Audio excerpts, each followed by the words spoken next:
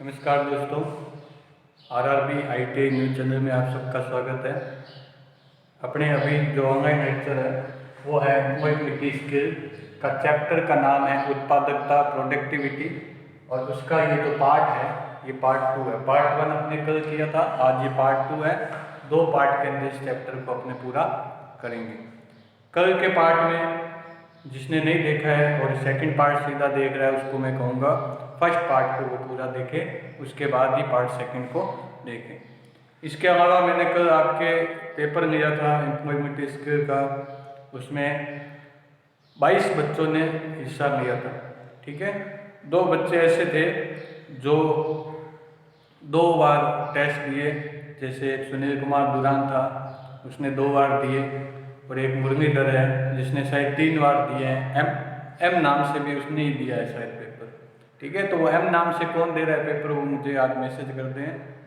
और उसके अलावा जो ये आपके 22 जनों ने पेपर दिया उसमें से लगभग के 50% और 50% के अभाव आ रहे हैं। तो बाकी जिनके 50% से नीचे आ रहे हैं उनको मैं ये कहना चाहूँगा, आपको मैंने अभी तक जितने पार्ट कराए हैं उनको आप एक बार वापस रिवाइज करें और पढ़ते रहे। अगर आपके टेस्ट में कम नंबर आए तो कोई बात नहीं, आपने हिस्सा लिया, बहुत अच्छी बात है। ये आगे के टेस्ट जो हैं इनमें अच्छा प्रदर्शन करने की कोशिश करें। तो अब अपने इस पार्ट को शुरू करते हैं। उत्पादकता जो है उसके बारे में अपने कल जो चैप्टर किया था उससे आगे करते हैं। उत्पादकता की जैसे मैंने आपको माप बताई, एक तो ग्लोबल रूप से यानी विदेशों में देशों में सब जगह पे जीडीपी का उपयोग किया जाता है। इसके अलावा भी उत्पादकता को माप करने से संबंधित अगर उत्पादकता देखें तो एक 3 उसके माप और किए जा सकते हैं। उत्पादकता जैसे पूंजी की उत्पादकता, मशीन की उत्पादकता और श्रम की उत्पादकता। श्रम की उत्पादकता, मशीन की उत्पादकता और पूंजी की उत्पादकता, इनके द्वारा भी उत्पादन को मापा जा सकता है, उत्पादकता को मापा जा सकता है। तो यदि अपने बात करते हैं श्रम की उत्पादकता कि श्रम की उत्पादकता क्या है, तो एक कारखाने या कार्यस्थल के अंदर 100 मजदूर कार्य कर रहे हैं और वो 200 वस्तुएं बना रहे हैं, तो 200/100 करेंगे अपने, तो मजदूरों की संख्या कुल उत्पादन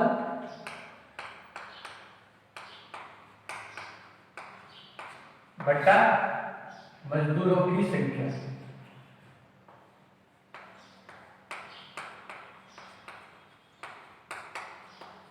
मजदूरों की संख्या, तो ये क्या आ जाएगी आपके श्रम की उत्पादकता। तो अगर ये सीधा सा आपको क्वेश्चन पूछे श्रम की उत्पादकता का सूत्र क्या है, तो कुल उत्पादन बट्टा मजदूरों की संख्या।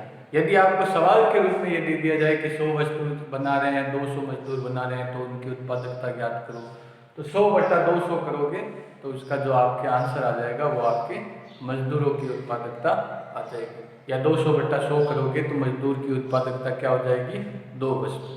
ठीक है, उसी तरह अपने मशीन की उत्पादकता ज्ञात कर सकते हैं कि कुल उत्पादन बट्टा मशीन को चलाने के घंटे। मशीन को चलाने के घंटे यानी एक मशीन जो है वो एवरेज यदि 7 घंटे या 6 घंटे कार्य करती है और वो 5 वस्तुएं बना पा रही है, उस मशीन के द्वारा 5 वस्तु बनाई जा रही है, तो आप उसको अगर 6 घंटे काम कर रही है तो 30 दिन में कितना काम करेगी, 30 × 6 करेंगे तो 180 घंटे काम कर रही है। एक दिन में 5 अगर या 10 वस्तु बना रही है तो 10 × 3 करेंगे तो 300 वस्तु, 300 वस्तुएं होगी और मशीन चलने के घंटे हो गए 180। तो इसको आप भाग देके मशीन की उत्पादकता है जो वो आसानी से निकाल सकते हैं। तीसरा है पूंजी की उत्पादकता। पूंजी की उत्पादकता जो निवेश किया गया है, जो पूंजी उस काम में लगाई गई है, यानी मशीन को खरीदने में, मजदूरों को मजदूरी देने में, ठीक है, मशीन का खर्चा जो बिजली का खर्चा है उन सारों को अपने जोड़ देंगे पूंजी के रूप में, यानी रुपए के रूप में जोड़ देंगे और उसको जो आउटपुट से अगर भाग दे देंगे तो जो आपका आंसर आ जाएगा वो क्या आएगा, पूंजी की उत्पादकता। तो ये बहुत ही सिंपल कॉन्सेप्ट है कि उत्पादकता की माप जो है वो 3 तरीके से अलग भी की जा सकती है, डिफरेंट भी की जा सकती है। एक मशीन की उत्पादकता, एक श्रम की उत्पादकता और एक पूंजी की उत्पादकता। ठीक है, आगे अपने बात करते हैं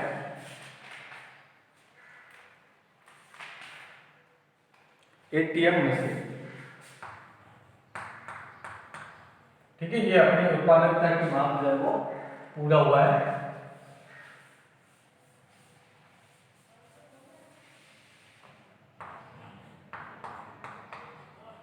एटीएम आपके बैंकिंग सिस्टम जो है वो भी आपके इस चैप्टर के अंदर थोड़ा बहुत जुड़ा हुआ है कि बैंकिंग सिस्टम के अंदर मेन जो आपका है एटीएम का, इसके ऊपर क्वेश्चन पूछे जाते हैं। तो ये इसका उपयोग तो आप कर ही रहे हैं, तो इसका आपको अधिक जानकारी है कि पिन नंबर दिया जाता है। ठीक है, तो इससे संबंधित जो मेन छोटे छोटे टॉपिक है वो देख लेते हैं कि एटीएम मशीन का पूरा नाम क्या है, ये पूछा जा सकता है। कई बार पेपर में आया है ऑटोमेटिक टेलर मशीन। एटीएम के लिए जो आपको एक पासवर्ड दिया जाता है उसे क्या कहते हैं, PIN, personal identification number. Personal identification number, PIN का पूरा नाम क्या हो गया आपके, पर्सनल आइडेंटिफिकेशन नंबर। तो ये पिन हो गया आपके। एटीएम का पूरा नाम पूछा जा सकता है, ऑटोमेटिक टेलर मशीन।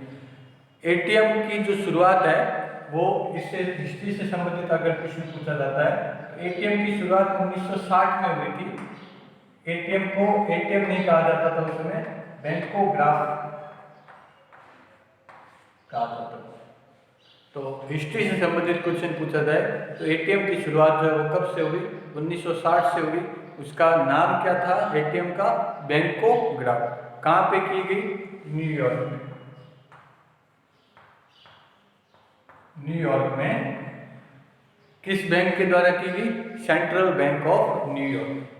किस बैंक के द्वारा की गई, सेंट्रल बैंक ऑफ न्यूयॉर्क। तो ये हिस्ट्री से संबंधित क्वेश्चन है। बाकी इसमें सिंपल से क्वेश्चन पूछे जा सकते हैं कि अगर आप जैसे आपकी व्यवहारिक ज्ञान से क्वेश्चन पूछे जा सकते हैं। जैसे पिछली बार एक क्वेश्चन आया था कि यदि आप एटीएम से 500 रुपये निकाल रहे हैं और 5000 रुपये आपके निकल जाते हैं तो आप क्या करेंगे। तो आप एटीएम पे जाते हैं तो आपको 5000 रुपये निकले हुए पहले से दिखाई देते हैं, तो आप क्या करेंगे, तो आप उसकी सूचना बैंक को देंगे। ठीक है, तो इस तरह से कॉमन सेंस के क्वेश्चन पूछे जाते हैं। जो आप करेंगे वो आपको नहीं बताना है, जो करना चाहिए वो बताना है आपको। जैसे 5000 रुपये निकलेंगे तो अधिकतर का आंसर होगा 5000 जेब में डाल के निकल जाएंगे, तो वो आप जो करने वाले हो वो आंसर नहीं देना है। देखो हकीकत सबको पता होती है कि उस समय हमें क्या करना चाहिए, लेकिन करते क्या है वो आपको नहीं बताना है। क्या करना चाहिए आपको वही उसमें आंसर देना है।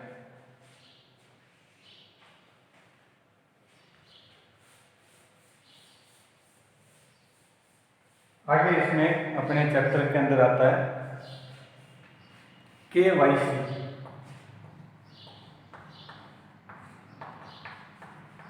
इस चैप्टर के अंदर छोटे छोटे जो टॉपिक है उनको मैं आपको करवा रहा हूँ।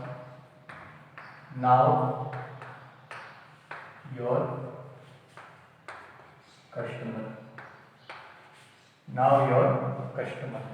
ठीक है, व्यापार के क्षेत्र में, उद्योग के क्षेत्र में, बैंक के क्षेत्र में धोखाधड़ी से बचने के लिए एक कॉन्सेप्ट को तैयार किया गया है जो कहलाता है नाउ योर कस्टमर। तो धोखाधड़ी किस नाम से की जाती है, जब आपका ग्राहक जो है वो आपको जानता नहीं है, आप उसको जानते नहीं है, उसकी पूरी इन्फॉर्मेशन जब आपके पास नहीं होती है तो धोखाधड़ी होने की संभावना ज़्यादा बढ़ जाती है। तो यदि कोई धोखाधड़ी करे उसको पहचाना भी जा सके, उसके लिए एक अभियान चलाया गया है जिसको कहते हैं नाउ योर कस्टमर। उसके अंतर्गत क्या किया जाता है, जैसे बैंकिंग सिस्टम है तो अगर आप अभी खाता खुलवाने जाते हैं तो आपको आधार कार्ड, आपका मूल निवास प्रमाण यानी आपका रेजिडेंस प्रूफ, आप कहाँ रहते हैं उसका रेजिडेंस प्रूफ, आपकी डेट ऑफ बर्थ प्रूफ, ये सब प्रूफ जो वगैरह है वो आपसे मांगे जाते हैं। ये प्रूफ मांगने का कारण है कि आपसे संबंधित सारी इन्फॉर्मेशन जो है वो अपने सिस्टम के अंदर रख लें, ताकि आगे कभी भी आपके द्वारा कोई धोखाधड़ी की जाए या आप पर कोई धोखाधड़ी कर दे तो आपकी सारी इन्फॉर्मेशन उनके पास हो ताकि आपको ट्रेस किया जा सके। तो नाउ योर कस्टमर एक कॉन्सेप्ट है, एक विचारधारा है या एक प्रक्रिया है जिसके द्वारा जो उपभोक्ता है उसकी पूरी तरीके से पहचान की जाती है। किसके द्वारा, डॉक्यूमेंट के द्वारा। डॉक्यूमेंट के द्वारा कस्टमर की पूरी पहचान यानी उपभोक्ता की पूरी पहचान की जाती है। किसके लिए, धोखाधड़ी से बचने के लिए। तो यहाँ पे आपको जो डॉक्यूमेंट चाहिए होते हैं उसमें आता है कि आपका मूल निवास प्रमाण पत्र, आपका राशन कार्ड या आपका आधार कार्ड, ठीक है, ये सारी चीज़ें जो है वो आती है। तो इसमें डॉक्यूमेंट के ऊपर भी क्वेश्चन पूछे जा सकते हैं कि कौन कौन से डॉक्यूमेंट चाहिए। तो आपको पता होना चाहिए कि मेरा पते का, एड्रेस का जो ऑथेंटिकेट करता है वो कौन कौन से डॉक्यूमेंट है। एक तो आपका मूल निवासी और एक आपका राशन कार्ड, ठीक है, आपकी फ़ोटो हो गई, आपका ये आपका आधार कार्ड हो गया, ठीक है, आपकी 10th की मार्कशीट हो गई। ये सब जो है वो आपको प्रमाणित करने में डॉक्यूमेंट यूज किए जा सकते हैं। जबकि इनकम सर्टिफिकेट, आपका जो इनकम सर्टिफिकेट होता है या और कोई पहचान पत्र होता है जैसे आपको स्कूल से दिया गया है या कॉलेज से दिया गया है, ठीक है ना, वो उसके अंदर मान्य नहीं होते हैं। जो सरकारी दस्तावेज हैं वो सभी KYC के अंदर मान्य होते हैं। नेक्स्ट आपके कॉन्सेप्ट है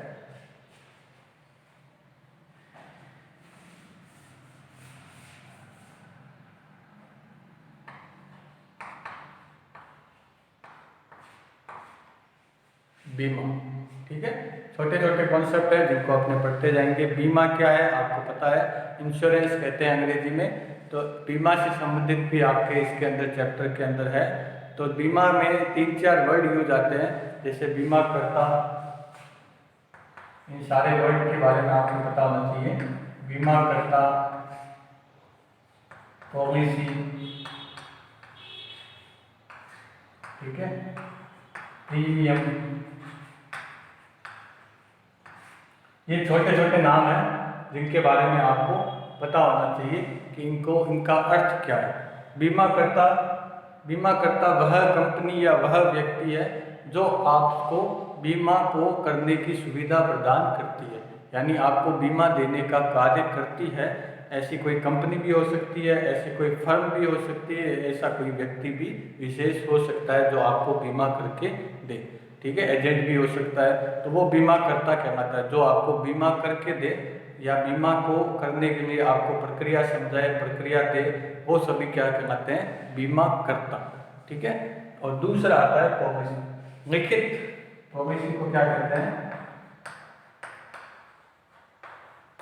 लिखित सलेख, ठीक है।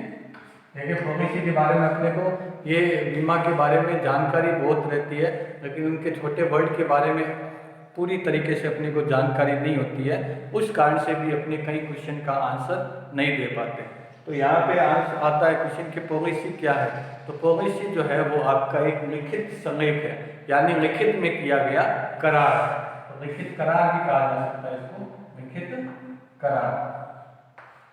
करार है जिसपे आप साइन करते हैं और बीमा करता जो है वो भी साइन करता है, और वो लिखित में करार होता है। उसके अंदर जो शर्तें दी हुई होती है वो सभी आपके पॉलिसी के ऊपर डिपेंड करती है कि आपने किस टाइप की पॉलिसी ली है। तो पॉलिसी क्या है, एक लिखित करार या लिखित सलेख है जो बीमा करता और बीमा लेने वाले के मध्य किया जाता है। तीसरा आता है आपका प्रीमियम। प्रीमियम को कहते हैं राशि, निश्चित राशि,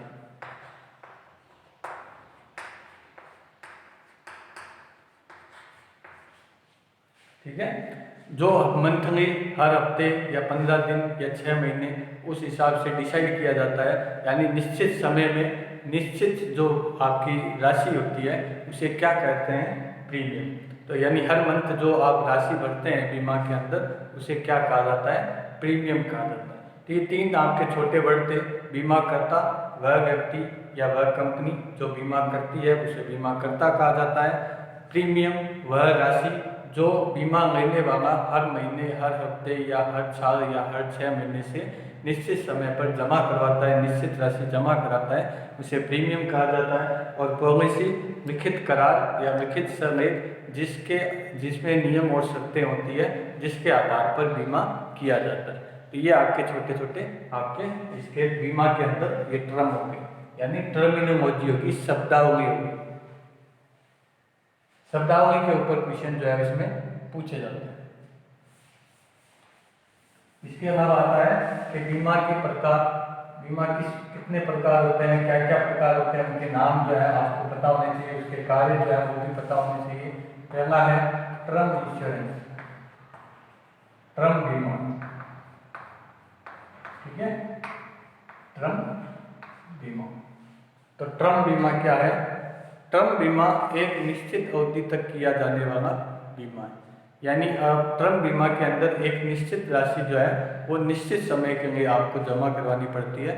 टर्म बीमा बहुत ही सस्ता भी होता है, जैसे 500 रुपये, 1000 रुपये, 200 रुपये, 100 रुपये, इस तरीके से टर्म इंश्योरेंस जो है वो लिया जाता है। ये अनिश्चितता को खत्म करने के लिए लिया जाता है। किस लिए किया जाता है?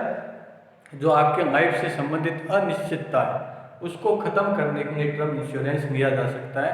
इसकी जो आप प्रीमियम भरते हैं, प्रीमियम, अब देखो मैं वो वर्ड यूज करता जाऊंगा जो आपने अभी समझे हैं। प्रीमियम आप समझ गए, राशि, वो राशि जो दिया जाता है, जो निश्चित समय पर दिया जाता है। तो जो प्रीमियम दिया जाता है वो एक निश्चित और निश्चित समय पर दिया जाता है, और वो प्रीमियम की राशि जो है वो आपको तभी मिलती है, वापस तभी मिलती है जब आपकी मृत्यु हो जाए।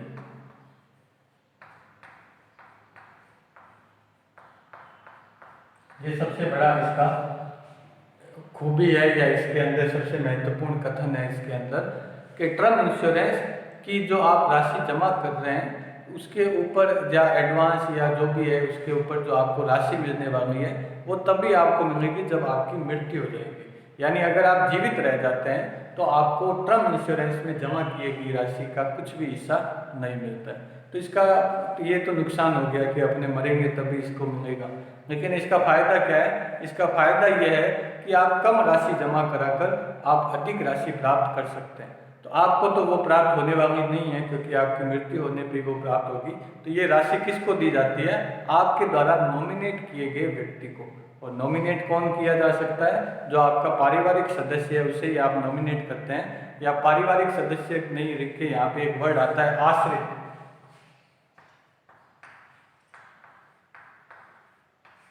आश्रित का मतलब है जो आपके ऊपर डिपेंड करता हो, उनको ये राशि जो है वो मिल जाती है। ठीक है, तो टर्म इंश्योरेंस पता चल गया आपको। टर्म इंश्योरेंस का है एक ऐसी बीमा पॉलिसी है जिसमें कम राशि देकर अपने अधिक राशि प्राप्त कर सकते हैं निश्चित समय के लिए, लेकिन ये राशि जो है आपको मृत्यु होने पर ही मिलती है। यानी अगर आप 20 साल का टर्म इंश्योरेंस लेते हैं तो आपको 20 साल तक हर महीने जो आप राशि तय करते हैं, 100 रुपये, 50 रुपये, 200 रुपये, 500 रुपये, 1000 रुपये, तो वो जो राशि आप तय करते हैं वो आप जमा कराते रहें 20 साल। 20 साल के अंदर बीच में अगर आपकी मृत्यु हो जाती है तो बहुत बड़ी राशि आपके आश्रित को मिल जाएगी। यदि आप सर्वाइवल कर जाते हैं, यानी आप जीवित रह जाते हैं, तो आपको कोई भी राशि प्रदान नहीं की जाएगी। दूसरा आता है आपके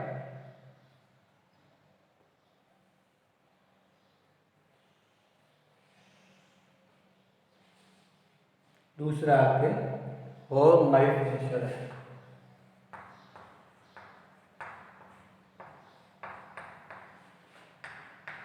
होल लाइफ इंश्योरेंस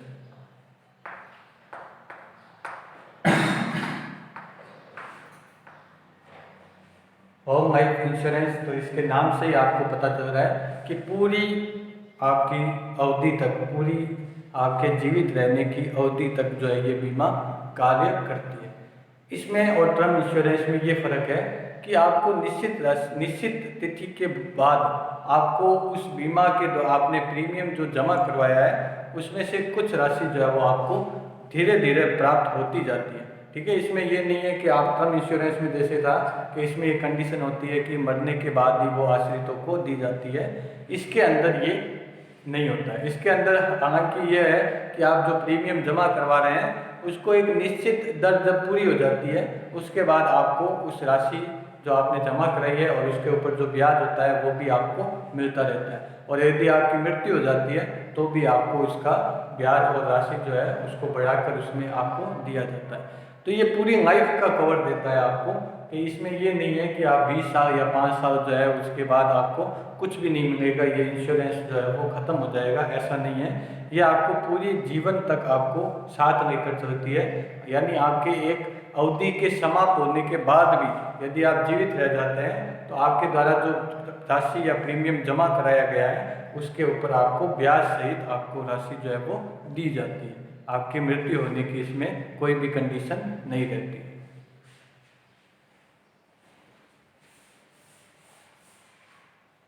तीसरा है आपके यूनिट लिंक इंश्योरेंस।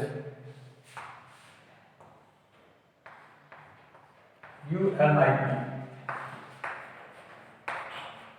जिसको यूनिट कहते हैं, ULIP unit link insurance plan unit. ठीक है, तो ये जो प्लान है वो आपके इन्वेस्टमेंट और पॉलिसी दोनों की आपको सुविधा प्रदान करती है। तो इन्वेस्टमेंट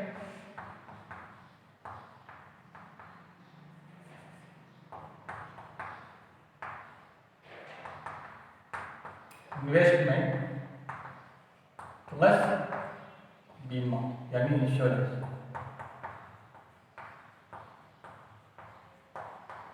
दोनों का कार्य करती है आपके यूनिट। ठीक है, तो यूनिट के अंदर ये किया जाता है कि इन्वेस्टमेंट क्या होता है, पहले अपने को वो समझना पड़ेगा ताकि हम इसका अर्थ जो है वो समझ जाएं। तो आपके द्वारा जो कमाई की जाती है उसका कुछ हिस्सा जो है वो आपको इन्वेस्ट करना चाहिए। ये जो आर्थिक रूप से व्यक्ति होते हैं या आर्थिक रूप से मामलों से जुड़े हुए व्यक्ति होते हैं वो आपको हमेशा ये राय देते हैं कि आप जब भी अपना कार्य कर रहे हैं तो आपको आगे के जीवन के लिए आपको जो राशि आप प्राप्त कर रहे हैं उसमें से कुछ हिस्सा बनाकर आपको उसको इन्वेस्ट करना चाहिए। ठीक है, तो इन्वेस्ट जो है वो आप अगर खुद करते हैं तो आपको उस बारे में, उस क्षेत्र के बारे में जानकारी नहीं होती है तो आपको नुकसान होने का हमेशा अंदेशा रहता है। यानी आपको जानकारी के बिना यदि आप इन्वेस्टमेंट करते हैं या किसी से सुनकर यदि आप इन्वेस्टमेंट कर देते हैं तो ऐसा हो सकता है कि आपका जो पैसा है वो उसकी वैल्यू जो है वो कम हो जाए, हो सकता है बढ़ भी जाए, लेकिन अपने उसको अगर क्राइटेरिया को लेकर चले तो बिना जांच पड़ताल या बिना ज्ञान के यदि अपनी इन्वेस्टमेंट करते हैं तो अपनी राशि जो है वो डूबने की संभावना रह जाती है। लेकिन आपको ये पता है कि मार्केट के अंदर ऐसे कई व्यक्ति हैं, ऐसी कई संस्थाएं हैं जो अपने को इन्वेस्टमेंट के रूप में इन्वेस्टमेंट करने के लिए अपने को गाइडलाइन या अपने को गाइड जो है वो करने का कार्य करते हैं।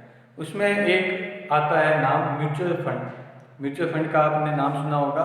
म्यूचुअल फंड क्या कार्य करता है? म्यूचुअल फंड भी आपके इस चैप्टर के अंदर छोटा सा पोर्शन उसके अंदर दिया हुआ है, तो उस पोर्शन को अलग नहीं करके अपने इन्वेस्टमेंट के साथ यहाँ पे, क्योंकि वर्ड आ गया इन्वेस्टमेंट, उसके साथ ही जोड़ कर करते हैं। जैसे हर एक व्यक्ति को पता नहीं होता है कि उसे किन चीज़ों के अंदर अपना जो पैसा है वो लगाना चाहिए, अपनी सेविंग जो है वो लगानी चाहिए, जिससे उसका जो सेविंग है यानी 500 रुपये सेव कर रहा है वो हर महीने, तो उसको वो बढ़ा सके, उसको वो 500 रुपये नहीं रहे, उसकी वैल्यू जो है वो बढ़ती जाए। तो यहाँ पे एक कॉन्सेप्ट आता है म्यूचुअल फंड का। म्यूचुअल फंड के अंदर क्या होता है कि आप अपने जो पैसा है जो आपने बचा कर रखा है वो आप किसी एक ऐसे व्यक्ति को देते हैं, म्यूचुअल फंड मैनेजर को देते हैं, जो आपका पैसा मार्केट में लगाने का कार्य करता है।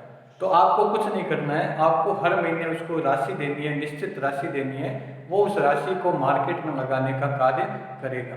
तो एक अपने सीधे मार्केट के अंदर पैसा लगा दें, एक कोई ऐसा जानकार व्यक्ति जो कई व्यक्तियों का पैसा लगाने का कार्य करता है उसको एक दे दें, तो अपने को ज़्यादा संभावना लाभ होने की संभावना जो है वो उसके अंदर रहती है। अपने ऐसे व्यक्ति को दे जो इसका जानकार हो, उसमें अपने ज़्यादा संभावना रहती है कि अपना पैसा जो है वो बढ़ने लगे, उसके ऊपर अपने को ब्याज वगैरह जो भी है वो मिलने लगे। तो ऐसा कार्य जो है अपने म्यूचुअल फंड के द्वारा कर सकते हैं। म्यूचुअल फंड में एक ऐसा मैनेजर होता है जो सारे पैसों को मैनेज करता है और वो उसे मार्केट में लगाता है, और मार्केट में भी वो डिवाइड कर देता है पैसों को, वो एक चीज़ पर नहीं लगाता है। जैसे अपने इन्वेस्टमेंट करें तो अपने छोटा कोई इन्वेस्टमेंट करते हैं तो अपने मन में ये आता है ज़मीन खरीद लेते हैं, सोना खरीद लेते हैं या बैंक के अंदर अपने डाल देते हैं। ठीक है, तो ये जो है ये अपनी एक चीज, अपने पास पैसा कम होता है, अपने 500 अगर जमा कर रहे हैं तो 500 रुपये में अपने ज़मीन डालेंगे, उसमें डालेंगे, उसमें डालेंगे, इतना पैसा नहीं होता है। तो यहाँ पे क्या है, डिवाइड कर दिया पैसे को कि थोड़ा पैसा उसमें जाए, थोड़ा पैसा उसमें जाए, थोड़ा पैसा इसमें जाए, ताकि कोई एक चीज़ नीचे भी चल रही हो मार्केट के अंदर, यानी ज़मीन के भाव नीचे भी चल रहे हो, तो ऐसा नहीं हो सकता कि ज़मीन भी नीचे चल रही है, सोना जो है वो भी नीचे चल रहा है, या जो अलग बैंकिंग सिस्टम के अंदर ब्याज जो है वो भी नीचे चल रहा है, या बैंक सरकार जो बॉन्ड जारी करती है उसके अंदर पैसा जमा करा दिया, उसके भी भाव नीचे चल। ऐसा कभी नहीं होता है कि सारे भाव नीचे चले जाए। ऐसा हमेशा होगा कि एक नीचे जा रहा है तो कोई ऊपर जा रहा है, कोई ऊपर जा रहा है तो कोई नीचे जा रहा है। तो म्यूचुअल फंड में अपने को ये सुविधा मिलती है, म्यूचुअल फंड मैनेजर जो है वो जो सारे व्यक्ति जो उसको पैसा जमा कराते हैं उसका कुछ हिस्सा इसमें, कुछ हिस्सा इसमें, कुछ हिस्सा इसमें, इस तरीके से बांट के लगाता है वो पैसा। तो उससे क्या होता है कि आपको फायदा होने के चांसेस बाकी की तुलना में ज़्यादा हो जाते हैं। तो यहाँ पे जो अपने अभी बात कर रहे हैं यूनिट की, उसके सॉरी उसके अंदर आपको क्या होगा कि आप जो निश्चित राशि देते हैं उस निश्चित राशि को एक तो आपको बीमा के अंदर वो जमा कर देता है और उसका कुछ हिस्सा जो है वो मार्केट के अंदर इन्वेस्ट कर देता है। तो इसका फायदा ये होता है कि आप एक ही पॉलिसी के अंदर दोनों तरह के फायदे जो वो प्राप्त कर सकते हैं। एक तो मार्केट के अंदर उसका इन्वेस्टमेंट भी जा रहा है और एक आपके बीमा भी जो है वो कवर हो रही है। तो ये दोनों फायदे देता है इन्वेस्टमेंट प्लस पॉलिसी, बीमा का, बीमा और इन्वेस्टमेंट दोनों का कार्य करने वाली जो आपकी बीमा पॉलिसी है उसे क्या कहा जाता है, unit link insurance plan, unit plan. ठीक है, आई होप आपको समझ आ गया होगा। अगर नहीं समझ आया है तो आप नीचे कमेंट बॉक्स में वापस बताएं ताकि मैं इसको दोबारा और अच्छी तरीके से आपको नेक्स्ट वीडियो में करा सकूँ। नेक्स्ट आता है आपके पेंशन प्लान। नेक्स्ट आपके तीसरा था, चौथा है पेंशन प्लान।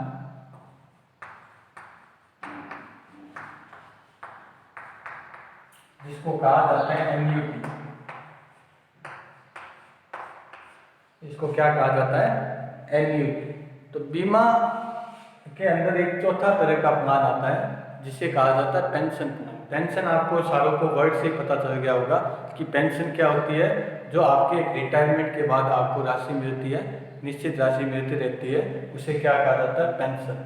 ठीक है, तो पेंशन अगर आपको शुरू करवानी है, एक व्यक्ति की एक उम्र हो जाती है, उसके बाद वो कार्य नहीं कर पाता है अपनी तो वहाँ पे उसको अपनी आजीविका चलाने के लिए पैसों की ज़रूरत तो होती है। तो यहाँ पे एक ऐसा प्लान है जिसके अंदर आप पैसे जमा कराते रहते हैं और पैसे आप एक निश्चित राशि जमा कराते रहते हैं और एक निश्चित समय के बाद आपको उसका ब्याज और उसकी जो राशि है उसको आपको एक निश्चित दर में मिलती रहती है। तो इस प्लान की सहायता से आप हर महीने अपनी जो आपको राशि मिल रही है सैलरी के रूप में, तो उसकी कुछ हिस्से को आप इस प्लान में डाल सकते हैं ताकि आपकी एक निश्चित अवधि हो जाए, जब आप काम नहीं कर पाए तब भी आपको जो ये पैसे आपने जमा कराए हैं उस पर आपको ब्याज सहित आपको कुछ राशि हर महीने मिलती है। ठीक है, इसमें आपको राशि जो है वो एक साथ नहीं मिलेगी, हर महीने आपको वो राशि जो है वो मिलती जाएगी। तो इस तरह के प्लान को क्या कहा जाता है, पेंशन प्लान। लेकिन कई बार ये पेंशन प्लान देते नहीं है ऑप्शन के अंदर, क्योंकि पेंशन प्लान देते तो हर कोई उसका आंसर कर देगा, तो वहाँ पे वो क्या लिख देते हैं, एन्युटी प्लान। तो एन्युटी प्लान आप इसको याद रखने के लिए याद रखें कि एन्युटी का मतलब होता है पेंशन प्लान। तो अभी अपने चैप्टर के अंदर बीमा के बारे में इसका पूरा पढ़ लिया है। आपके 4 कॉन्सेप्ट आए, term insurance, whole life insurance और आपका यूनिट और आपका एन्युटी। ठीक है, और इसके अंदर मैंने एक छोटा सा कॉन्सेप्ट जो है वो भी आपको पूरा कराया, म्यूचुअल फंड का। ठीक है, तो ये अपना जो प्रोडक्टिविटी का पार्ट है वो पूरा हो गया है। इसके फर्स्ट पार्ट के अंदर अपने इसके मेन जो कॉन्सेप्ट है वो समझे थे, और जो सेकंड पार्ट है इसके अंदर बैंकिंग सिस्टम, जो आर्थिक व्यवस्था है अपने खुद की व्यक्तिगत आर्थिक व्यवस्था है उसको समझने की कोशिश करी, उसको अपने व्यवहारिक प्लस टेक्निकल दोनों ज्ञान प्राप्त करने की कोशिश करी। तो ये वीडियो आपका इतना ही रहेगा क्योंकि आपका चैप्टर पूरा हो चुका है। नेक्स्ट चैप्टर एम्प्लॉयबिलिटी का आपने अगले पार्ट में लेके आएंगे। एक आपको मैं कहना चाहूँगा कि आपके DGT की तरफ से ये आया है गाइडलाइन कि आपका जो पेपर है, मैंने कल वीडियो भी बनाया था, आपका पेपर जो है वो कब होगा ITI का, आपके 16 जुलाई से लेकर 31 जुलाई के बीच में करवाने की पूरी प्लानिंग चल रही है। तो यहाँ पे आपका महीना जो वो चल रहा है मई का, आपके पास मई का आधा महीना रहा है और जून का 1 महीना रहा है। उसके बाद आपके पेपर होने की पूरी संभावनाएं है। तो आप ये न समझें कि हम बस ये चल रहा है, जैसे 9वीं को आगे कर दिया, 11वीं को एक क्लास आगे कर दिया, वैसे हमें भी कर दिया जाएगा। आपका ये टेक्निकल कोर्स है, प्रशिक्षण वाला कोर्स है, इसमें आपको सीधे डिग्री नहीं दी जाएगी। सीधे आपको मार्कशीट नहीं दी जाएगी, आपका पेपर ज़रूर करवाया जाएगा। तो आप ऐसा बिल्कुल भी मन में न रखें कि मैं बिना पढ़े ही बिना कुछ किए ही पास हो जाऊंगा, इस महामारी का मुझे कुछ ना कुछ फ़ायदा मिल जाएगा। आपको इसका फ़ायदा नहीं मिलने वाला है, आपको पढ़ाई करनी ही पड़ेगी। ठीक है, तो आप पढ़ाई करते रहें। आपको मैंने जैसे बताया कि अपने जो ITI के, अब आप अपने बच्चों की बात कर लेते हैं, ITI के ड्राइंग का सिलेबस जो है फर्स्ट ईयर और सेकंड ईयर पूरा हो चुका है। मैथ का सिलेबस जो है वो सेकंड ईयर और फर्स्ट ईयर के 2 चैप्टर बाकी हैं, वो आपको करवा दिए जाएंगे। सेकंड ईयर का आपके पूरा हो चुका है। थ्योरी के अंदर थोड़े 3-4 चैप्टर रहे हुए हैं फर्स्ट ईयर और सेकंड ईयर के अंदर, वो आपको पूरा 31 तारीख तक करवाया जाएगा। इसी चैनल के माध्यम से आपको ग्रुप में भेजा जाएगा कि आपके जो जो चैप्टर बाकी रहे हुए हैं वो दिया जाएगा, और उसके साथ साथ जो चैप्टर हो गए उनका रिवीजन जो है वो भी आपको दिया जाएगा। तो इस चैनल के साथ आप बने रहें, और आपको 31 तारीख तक ये ध्यान रखना है, आपको ऑनलाइन स्टडी ही करनी पड़ेगी, क्योंकि सरकारी आदेशानुसार आपको क्लास में क्लास नहीं दी जा सकती, यानी सोशल डिस्टेंसिंग का पालन करते हुए आपको ऑनलाइन क्लास देने के लिए पाबंद किया गया है। तो हमें भी पाबंद किया गया है, उसके साथ साथ आपको भी पाबंद किया गया है कि आप भी पढ़ें। हम पढ़ा रहे हैं, आपको भी पढ़ना है उसके हिसाब से। तो आप पढ़ें, हम पढ़ा रहे हैं, आप पढ़ें, और टेस्ट के लिए हमेशा तैयार रहें। ठीक है, तो अपने आज के ज्ञान को यहीं समाप्त करते हैं, और नेक्स्ट चैप्टर जो है वो अपने कल आपको देंगे। धन्यवाद।